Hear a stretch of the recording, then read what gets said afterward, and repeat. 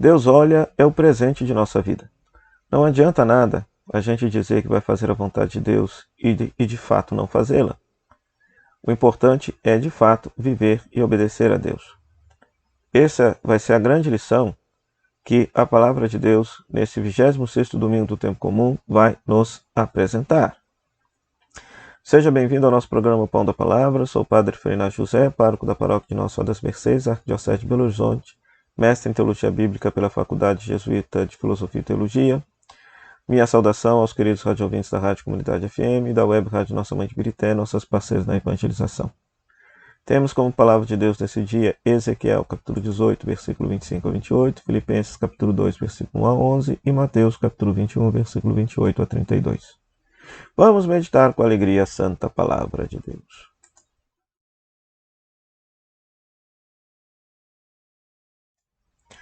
Pois muito bem, se é pela primeira vez que você está passando por aqui, então não se esqueça de deixar o seu like, inscrever-se no canal, ativar as notificações, compartilhar com seus amigos que gostam de meditar a palavra de Deus. Quero começar essa meditação a partir da segunda leitura, Filipenses capítulo 2, versículo 1 a 11. Essa carta foi escrita de fato por Paulo, escreve para a cidade grega de Filipos.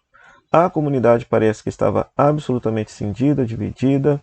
As pessoas eram orgulhosas, não colocavam sua vida a serviço umas das outras, não colocavam sua vida a serviço da comunidade. Por isso, Paulo vai, num primeiro momento, dizer, se existe no versículo 1 a 2, ele pede que esses cristãos de Filipos completem a sua alegria. Se existe comunhão, se existe consolação, se existe ternura e compaixão, completai minha alegria. Depois do versículo 3 ao versículo 5, Paulo vai dizer que eles não devem fazer absolutamente nada por competição ou vanglória, mas com humildade, que cada membro da comunidade considere o outro mais importante do que a si mesmo. Então, para você perceber que as coisas não estavam boas aqui nessa igreja. E para terminar, do versículo 6 ao versículo 11, então, ele cita um cântico que era cantado nas igrejas primitivas, que fala do movimento da kenosis do verbo, ou seja, que Jesus, sendo Deus, não se apegou a ser Deus, esvaziou-se, tomou a forma de escravo, humilhou-se até a morte de cruz e por isso foi exaltado à glória do Pai. Então, Jesus é tomado como o exemplo daquele que ao se humilhar foi exaltado por Pai e é dado como exemplo para a conduta ética do cristão. Ou seja, o cristão na comunidade e na sociedade deve se comportar como Jesus, esvaziar-se de si mesmo, humilhar-se, colocar a vida a serviço para que Deus depois o possa exaltar pela sua ressurreição. Então veja aqui esta leitura, então nos convida a rezar e a pensar como que anda os nossos relacionamentos dentro da igreja, os nossos relacionamentos dentro da comunidade cristã. Se somos orgulhosos ou vaidosos, ou se de fato colocamos a nossa vida a serviço uns dos outros. Depois, o segundo tema que aparece está na primeira leitura e no Evangelho. Ezequiel, capítulo 18, versículo 25 a 28. Deus, por meio do profeta, está querendo corrigir o pensamento do povo. Por quê? O povo exilado parece que estava pensando assim: uma pessoa que é justa, mesmo que se torne pecadora, Deus vai levar em conta a justiça e essa pessoa será salva. Ao passo que uma pessoa pecadora se torna justa, pelo fato da pessoa ter sido pecadora, essa pessoa haveria de ser condenada. Era essa a ideia que estava na cabeça do povo. Pois Deus está corrigindo, por meio do profeta Ezequiel, essa mentalidade. Veja o que o profeta diz. Quando o justo se desvia da justiça e pratica o mal e morre, é por causa do mal praticado que ele morre. Mas quando o ímpio se arrepende da maldade que praticou, se tornando justo, ele conserva a sua própria vida. Qual que é a tese aqui de Ezequiel? Parece que Deus olha o presente da pessoa. Porque o passado passou, não existe mais. O futuro ainda não existe, só existe o presente. Então, no momento em que a pessoa estiver no seu presente, no estado de graça ou de desgraça que a pessoa estiver no momento presente, é este momento que contará para Deus. Agora, é claro, se uma pessoa envereda por um caminho de justiça, de santidade no decorrer, no cotidiano de toda a sua vida, é muito provável que ela vai permanecer fiel numa conduta de fidelidade e não vai desbancar para o pecado. Ao passo que também uma pessoa que envereda constantemente pelo caminho da impiedade, da injustiça, da maldade, do pecado, será muito difícil para ela um processo de conversão, de deixar e de abandonar o pecado. Não estou dizendo que seja impossível, mas que será muito difícil. Então, por isso que o profeta nos exorta. É no hoje, é no presente que Deus nos julga.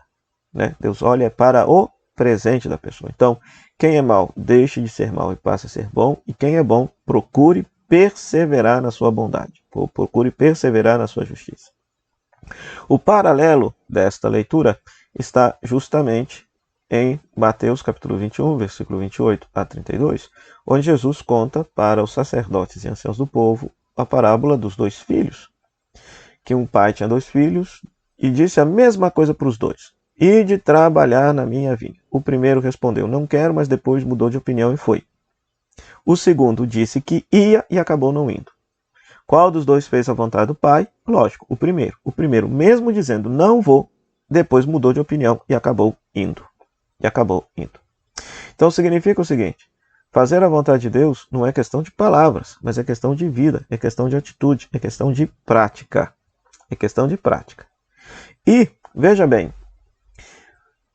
Jesus vai terminar o texto dizendo das prostitutas e cobradores de impostos, que ao escutarem a pregação de João Batista se converteram e mudaram de vida. Ao passo que os sacerdotes e anciãos do povo não se converteram com a pregação de João Batista. Por isso as prostitutas e os cobradores de impostos chegam no céu primeiro que eles, porque mudaram de vida com a pregação de João Batista.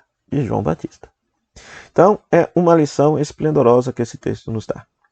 Muitas vezes, na nossa vida de oração, na nossa liturgia, na Santa Missa, nos momentos de intimidade com o Senhor que temos, a palavra de Deus é ressoada em nossa vida, ressoada no nosso coração, nos interpela uma mudança de vida, e aí nós podemos dizer assim, sim, Senhor, eu quero me converter, quero mudar de vida.